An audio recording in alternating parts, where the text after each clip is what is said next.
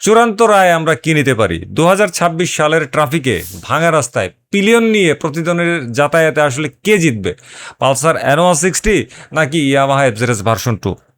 আপনি যদি এমন রাইডার হন যার পিলিয়নের ওজন একদম পুরো স্ট্যান্ডার্ড অনুযায়ী আছে অথবা আন্ডারওয়েট, এবং আপনি নিজে বাইকের কর্নারিং এবং একটু বেশি গতিতে ব্রেকিং আর লুকসকে বেশি প্রাধান্য দেন, তবে পালসার অ্যানোয়া 60-র মনোশক আপনাকে ভালো সাপোর্ট দিবে।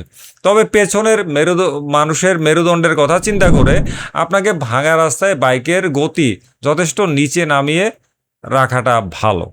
আর পিলিয়নের ওজন যদি ওভারওয়েট হয় তাইলে তো কাম সারছে, কারণ একা চালানোর সময় অ্যানোয়া 60 আপনাকে দেবে মাখনের মতন অনুভূতি, কিন্তু ভাঙা রাস্তায় পেছনের সিটে পিলিয়ন বসানো মাত্রই সেই মাখন উড়ে চলে যাবে, নেমে আসবে মেকানিক্যাল টর্চার।